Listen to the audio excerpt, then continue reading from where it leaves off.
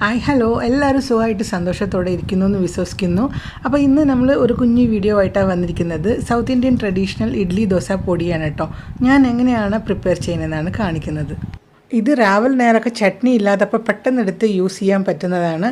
ഇത് ഞാൻ കുരുമുളക് ആഡ് ചെയ്തുകൊണ്ടാണ് എനിക്ക് ഈ കളർ കേട്ടോ, റെഡ് കളർ ഇല്ലാത്തത്. അപ്പോൾ അതൊക്കെ നിങ്ങളുടെ ഓപ്ഷനാണ്. അപ്പോൾ വീഡിയോ കണ്ടിട്ട് വരാം. അപ്പോൾ ഇത് ഇൻസ്റ്റൻ്റ് ആയിട്ട് എങ്ങനെ നമ്മൾ ഫ്രഷ് ആയിട്ട് സ്റ്റോർ ചെയ്യാമെന്നും പറയുന്നുണ്ട്. വീഡിയോ ആദ്യമായിട്ട് കാണുന്നവരാണെങ്കിൽ നമ്മുടെ ചാനൽ ഒന്ന് സബ്സ്ക്രൈബ് ചെയ്ത് സപ്പോർട്ട് ചെയ്യാൻ മറക്കല്ലേ കേട്ടോ. അപ്പോൾ വീഡിയോ കാണാം.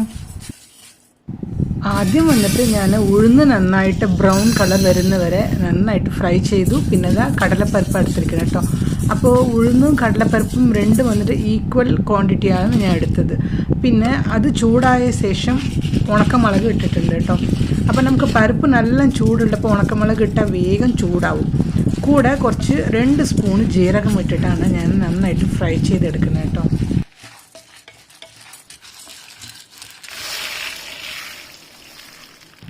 എല്ലാം ഒരുമിച്ച് ഞാൻ കുറച്ച് തണുക്കാൻ വേണ്ടി ഒരു സ്റ്റീൽ പ്ലേറ്റിൽ വെച്ചിട്ടുണ്ട്. പിന്നെ ഇത് വന്നിട്ട് സോന മൻസൂരി റൈസാണ് കേട്ടോ.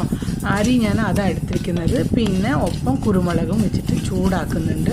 അടി കട്ടിയുള്ള ഒരു പാത്രമാണെങ്കിൽ ഒപ്പം ഇളക്കി കൊടുത്താൽ വേഗമാവും. ഇത് വന്നിട്ട് 3 ലെയറുള്ള കട്ടിയുള്ള ഒരു സ്റ്റീൽ കടായാണ് കേട്ടോ. ഇത് എനിക്ക് ഓഫറിൽ കിട്ടിയതാണ്. ഇതിൻ്റെ വീഡിയോ ഒക്കെ ഞാൻ ഇട്ടിട്ടുണ്ട് ഓൾറെഡി. അത് കാണാത്തവരുണ്ടെങ്കിൽ ഒന്ന് കണ്ടിട്ട് സപ്പോർട്ട് ചെയ്യൂ. ഞാൻ കമൻറ്റ് ബോക്സിലെ ലിങ്ക് പിൻ ചെയ്ത് വെക്കാം കേട്ടോ. അപ്പോൾ അതെല്ലാം ഞാൻ ഫ്രൈ ചെയ്ത് വെച്ചു. ഒപ്പം കുറച്ച് കറിവേപ്പിലും ഇട്ടിട്ടുണ്ട് കേട്ടോ. അപ്പോൾ നമുക്ക് കുറച്ച് ഉണങ്ങി ഫ്രഷ് അല്ലാത്ത കറിവേപ്പില ഞാൻ ഇങ്ങനെ ഫ്രിഡ്ജിൽ സ്റ്റോർ ചെയ്ത് വെക്കാറുണ്ട്. ഇങ്ങനെ ഇഡ്ലി പൊടി പൊടിക്കുമ്പോൾ അതിൻ്റെ ഒപ്പം പൊടിക്കാം. അപ്പോൾ നമ്മുടെ ഫാമിലിയിലേക്ക് ആർക്കും അറിയില്ല കേട്ടോ ഇതിൽ കറിവേപ്പിലൊക്കെ ഉണ്ടെന്ന്. ഹെൽത്തിന് നല്ലതാണെന്ന് എല്ലാവർക്കും അറിയാമല്ലോ.